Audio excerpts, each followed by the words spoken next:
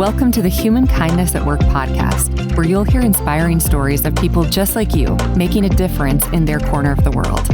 You'll hear how human kindness is at work and how you can be a part of it. I'm Jennifer Clark. Ready to be inspired? Here we go. What if you were known as someone for their community? What if every time someone thought of you, they felt supported and loved? Today's guest is trying to be that kind of person while bringing as many people with her as she can. Alex Cook is the outreach coordinator at the Summit Church in the Kansas City Metro. She has a big heart for people and a desire to see her community loved well. This episode of the Humankindness at Work podcast involves a church's efforts to make a difference in their city. But even if you're not a person of faith or part of a faith community, I hope your imagination is inspired as you listen to Alex. And I hope you find things you can take away from this conversation to put into practice in your world. Welcome to the podcast, Alex Cook. Hi, thanks for having me. Hey, you've had a really, really busy week. Yes. That we want to hear about. You've been busy being for your community. Mm-hmm. But before we jump into that, I want to ask you a little bit about the messaging of the Summit Church. There are 3 letters all over your messaging, and it's FOR. Mm-hmm. Can you explain that message behind the word for? Yeah. So our vision at the Summit Church is to be a church for our community. And so what that means, the FOR, is, a lot of churches can be known for what they're against, and we want to be known what we are for. So that is what we do in every one of our efforts, whether it be inside the church, outside the church. We want to show that we are being for our community. I think that applies to not just communities of faith. I honestly agree. I think in today's climate, there are really loud voices, and what you hear is what they're against instead of what they're for. And that's in every part of life. So I love that messaging. I love that. What if we could be known as people who are for things? Yeah. Instead of, everybody stands against things. Everybody stands for things. But if those 4 things could be louder, that would be really beautiful. Yeah, I think it's so easy to say what you are against. And it takes bravery. It takes, it just takes bravery to stand up and say, this is what I'm for. This is what I'm passionate about. This is what I want to see in my community. And when we can bring that into different areas, whether it be in the workplace, whether it be in like a bank, a nonprofit, when we can do that, it just makes our world a little bit better. Mm-hmm. So you all have a really special way to deliver this message to your community. It's called a 4-track. Mm-hmm. Can you explain what is the 4-track and what is its purpose? Yeah, so as you can see, I have it on my shirt right here. This was the first iteration of our 4-track. So back in 2022, it's kind of when we started all of this, and it was an old mail truck that we bought and kind of refurbished into that, and it was just a way to get out into the community. I wasn't there at that time. However, I've been a part of this, and I've seen it in action throughout the years. And instead of having people come to us, we wanted to meet them where they're at. A lot of people may not have the means of transportation to get there, so we wanted to get there. So we had a specific vehicle for that, and it's taken on a couple iterations throughout even these 3 years, and now we have a fleet, which is really fun. We have a box truck, we have a van, and we still have the original. And so, yeah. So what is in this 4-track? What does the 4-track do when it goes out into the community? So it depends. So as you mentioned, we have a very busy week. So we're in the middle of what we call 4 week, FOR. And so really our van and our truck have been out all week, whether it's going to deliver things to our different partners that we collected throughout the week. Really, it's being used for our mobile food pantry, which I know we'll talk a little bit about later. But we're just trying to be out in the community, making them be seen so we know, so we can get our name out there, because you don't have to be a part of our church to receive what we want to give out to the community. So you say you have partners in the community. Who are some of those partners? Yeah, so I will mention who we've been partnering with this whole week. So we've done with Coldwater. They are a organization in Lee Summit that provides food, clothing, all types of things like that to the community. We've partnered with Hillcrest, and so they have a transitional housing, so taking people from homelessness to self-sufficiency. So they have kind of an intermediate apartment for them. So if they're coming out of incarceration or coming out of domestic violence situations, they have a place to live, Mm. make their own. And then we are working with Flourish Furniture Bank, which is a great organization out in Grandview, which has families come in. They can get furniture, get couches, beds, all sorts of things like that to make their home a new place. Whether because they're coming in and getting a house for the first time, and they want to make it feel like their own.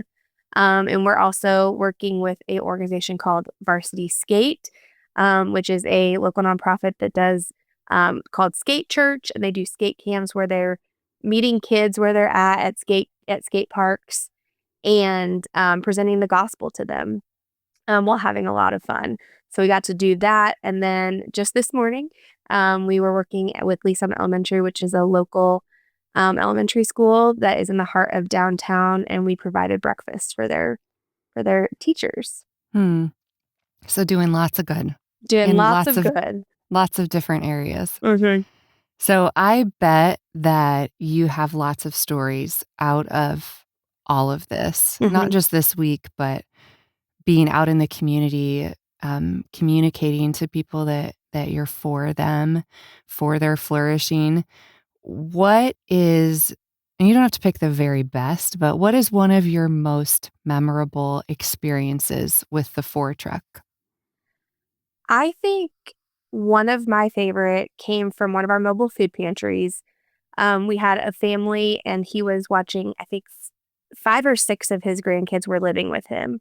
Mm, And it was just a really tough time for him. And he said he was just driving by and saw that we were doing this, and he was curious. And so he stopped by, and some of our staff was there and our volunteers were there. We just listened to him and talked with him. And yes, we brought faith into it. We prayed for him. And really, it kind of created a lasting relationship. And we've seen him be there a couple times, and he's looking for his people that he knows now. And so really taking a moment that can sometimes be very difficult for people to be like, I need help. That's not mhm, always easy for us to say. mhm, And then he's created relationships from it. So it's really beautiful. And um, I love that I'm just like a little part of it. And I'm going to take that with me for the rest of my life. hmm. You told me, and I'd like for you to unpack this just a little bit. I said to you, this is such a great model. And you Mhm. said to me, oh, we didn't invent this. Yeah. So can you unpack that a little bit? Where did this idea come from? Yeah. So this came from a guy named Jeff Henderson. He wrote a book called Know What You're For, A Growth Strategy for Work and an Even Better Strategy for Life. Hmm, And it really stems from that being known what you're for, not for what you're against. hmm, So we took that model again. That came even before I was on staff here, but we took that and ran with it, and we've been doing it for 3 years. And I hmm. think it's a really great. I think it's just a really great model. We've made it our own with our four fleet, but really it makes it possible for anybody anywhere to do it. Yeah. I think that's one of the things I love about it is that this is very duplicatable. Wow, that was a word. Easy to, yeah. Okay, but for people that are like interested, they're listening and they're thinking, this is a great idea. Not even for maybe for a church, a community of faith, but maybe just an organization, a group of Mhm. people. They're just listening and they think this is a great idea.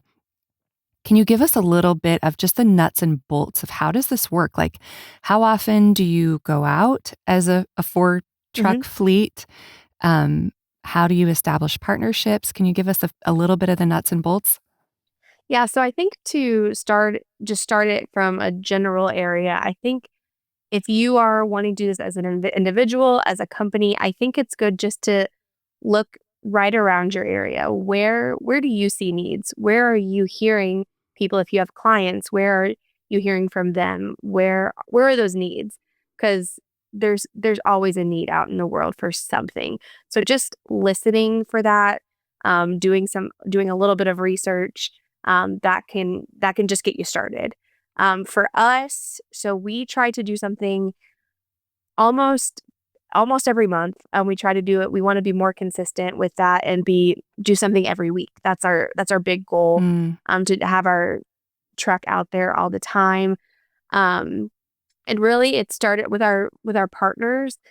We've had these partners for many, many years, and so we've adapted and we've kind of grown what that looks like. So how can we meet them where they're at instead of them coming to us? So with all of these partners, we're just growing with them. And again, we've only been doing this for about 3-4 years. So it's still kind of learning how we can partner with them in different areas. A lot of times when I meet with our partners, I'm asking, what do you guys need right now? Because I think we can do a lot of assumption, Mm. but we'll never truly know what they need unless we ask what they need. Yeah. So yeah. That's a really good nugget to take away for all of us in our daily lives, is that we're not going to know the needs unless we ask. Mm-hmm. And that's not just to nonprofits, that's to your Yeah. neighbor and Yes. the people in your family and your friends. Like you said earlier, it's hard for people to ask for help, Mm-hmm. especially when they're in a tough situation. Mhm. Just the previous episode, I did a solo episode on a time that our family was in need. And, that feels very fresh on my mind. So remembering that feeling of nobody knows how desperate we are right now, Mm-hmm. but to have one person just reach out really, really can make a big Yeah. difference. Yeah. And I'd like to tell this little story as a part of for a week. I mentioned we had varsity skate, and I'll give them a little quick shout out. But Dylan Harold, who is the owner and founder of that, he came and spoke to our students that night. And so we kind of talked about serving within our small group. And I said it doesn't have to be going out and doing a big thing. It can literally just be asking someone how they're doing. Um, I think we put a lot of pressure on ourselves as Yeah. people to meet these big needs, and that's important, yes. But I think just reaching out and saying, "How can I help you? What are you going through? Can I help wear that load for you?" Mm-hmm. Um, so I think it's just as simple as that. Especially with our Yeah. younger kids, they want to do something, Yeah. and they're not really sure how to start. And I was like, Mm-hmm. it's just as simple as asking, "How can I help you?" Yeah. Yeah. That's so good. Look around you. Yeah. Ask a question. Mm-hmm. Okay. Can we maybe have one more story of how human kindness is at work through the Four truck? I will say I have a lot of stories from this week, honestly, so I'm gonna cite one of those again. Okay. We were at Hillcrest last night and we just did a cookout for their residents. Which is the transitional They're transitional housing. housing, yes. So they're taking people from houselessness to self-sufficiency in 30 days. So they have a nice little area for the families there, and so we did a cookout for them. And we just saw these our volunteers that were there, and they were just interacting and playing with the kids. And yes, they were there to quote unquote do a job, but they didn't take themselves too seriously. They were humbling themselves. So I'm just seeing how their kindness can reflect to even younger little kids that were there, and then having the parents see that as well. And so just Mm, seeing how their humbleness can create a lasting effect. mm, that's beautiful. I'm curious if communities of faith love this idea, or if a business loves this idea of being for their community, going outside of their four walls to meet people where they're at.